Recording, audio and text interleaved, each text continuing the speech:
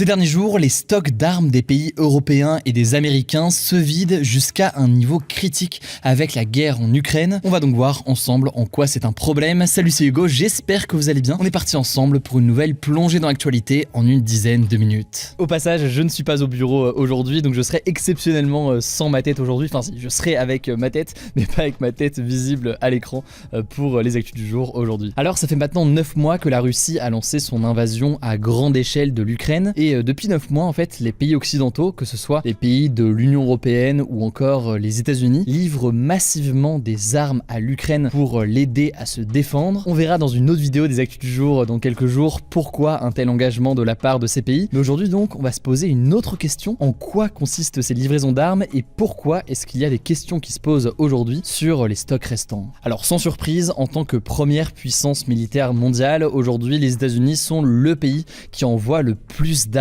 et d'équipements militaires à l'Ukraine. Ils assurent en fait à eux seuls aujourd'hui les 2/3 de l'aide militaire pour l'Ukraine. Ils ont déjà acté jusqu'à présent l'envoi de l'équivalent de 40 milliards de dollars d'armement et l'ajout de 20 milliards supplémentaires est actuellement discuté. Le ministère de la Défense américain affirme par exemple avoir livré plus d'1 million d'obus à l'Ukraine depuis le 24 février, ainsi que plus de 50 000 missiles anti-chars. Et là d'ailleurs je vous parle de matériel militaire, mais en matière de renseignement aussi, le soutien est assez massif. Un exemple marquant que je peux vous donner, en fait, avant le début de l'invasion le 24 février 2022, eh bien la CIA avait informé le président ukrainien Zelensky que les Russes allaient tenter de prendre la capitale de l'Ukraine par un aéroport proche de Kiev. C'est forcément donc une information très importante qui avait été communiquée au gouvernement ukrainien avant le 24 février. Et d'ailleurs, Zelensky l'a confirmé dans une interview au Washington Post cet été. Bref, pour résumer, les États-Unis aident massivement, mais ce ne sont pas les seuls. La France aussi est engagée via des livraisons assez importantes de matériel militaire. Et du coup, tous ces pays-là, une quarantaine en fait de pays dans le monde, prélèvent aussi dans leur propre stock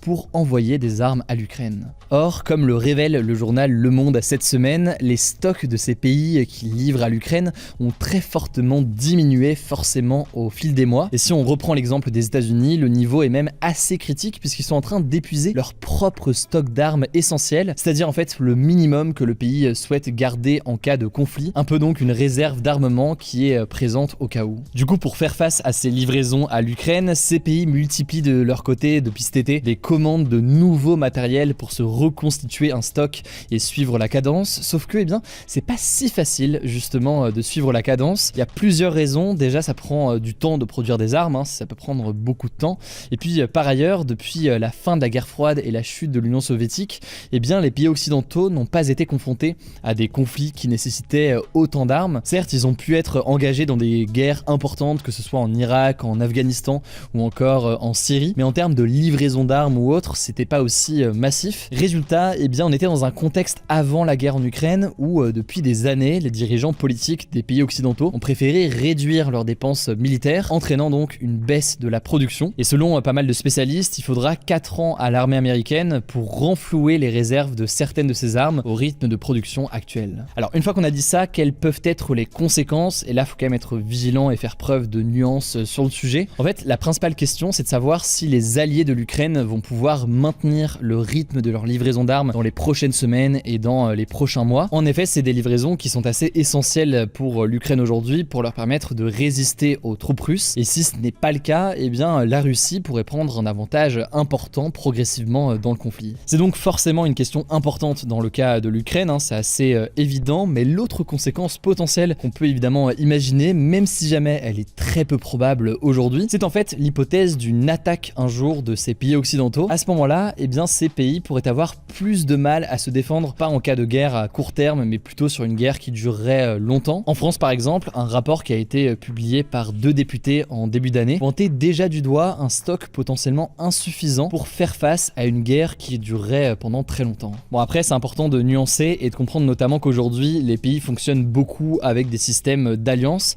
et par exemple l'Allemagne a fourni beaucoup moins d'armes à l'Ukraine que d'autres pays.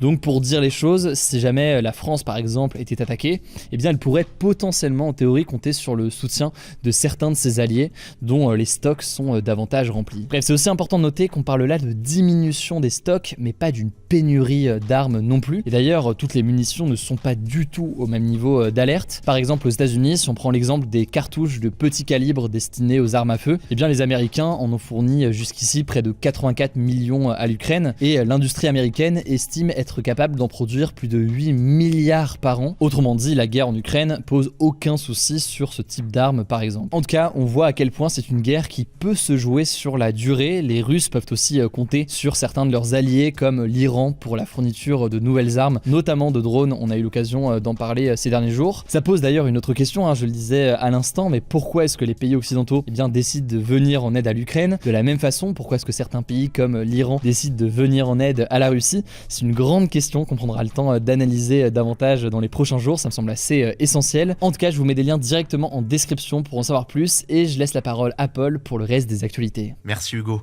Hello à tous. Première info, l'Assemblée nationale a voté aujourd'hui pour que le droit à l'avortement soit inscrit dans la Constitution, donc la loi suprême de notre pays.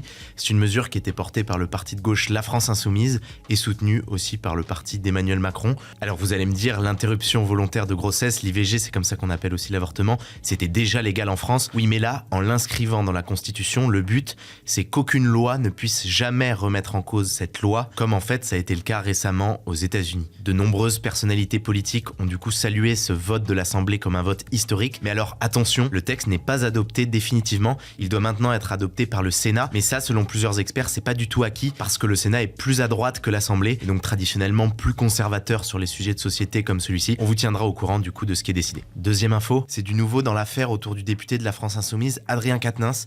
Je sais pas si vous vous souvenez, en fait, depuis plusieurs semaines, il s'est mis en retrait de la vie politique après des accusations de violence venant de sa femme, Cécile Quatennens. Et en fait, hier, Cécile Quatennens a donné une nouvelle interview à l'agence France Presse.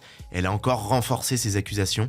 Elle dit qu'elle subit depuis des années, je cite, ses colères, ses crises et des violences physiques et morales. Ses propos tranchent donc encore plus fortement avec ceux d'Adrien Quatennens, qui de son côté a reconnu seulement une gifle. Et ils mettent le parti La France Insoumise de Jean-Luc Mélenchon dans une position très inconfortable parce que la France Insoumise est très engagée sur les questions de féminisme. Et aujourd'hui, plusieurs élus, notamment écologistes et socialistes, donc des membres de la NUPES, demandent la démission d'Adrien Quatennens comme député. De son côté, la France Insoumise a expliqué que tant que la justice ne rendrait pas sa décision dans l'enquête qu'elle a ouverte, Adrien Quatennens ne participerait pas aux activités du groupe à l'Assemblée. Troisième info, ça se passe au Brésil. On vous parlait hier d'un recours du président brésilien Jair Bolsonaro pour tenter de faire annuler sa défaite à l'élection présidentielle d'octobre face à Lula. Il a été rejeté par la justice. Concrètement, Bolsonaro voulait faire annuler tous les votes issus des urnes électroniques, mais le tribunal électoral estime que cette réclamation était, je cite, de mauvaise foi et il demande au contraire qu'une amende de 4,2 millions de dollars soit infligée au parti de Bolsonaro en raison des violences et des manifestations qui ont eu lieu pendant plusieurs jours après les résultats de l'élection. Quatrième actu, après avoir reçu plus de 22 000 candidatures, dont 7 000 candidatures françaises,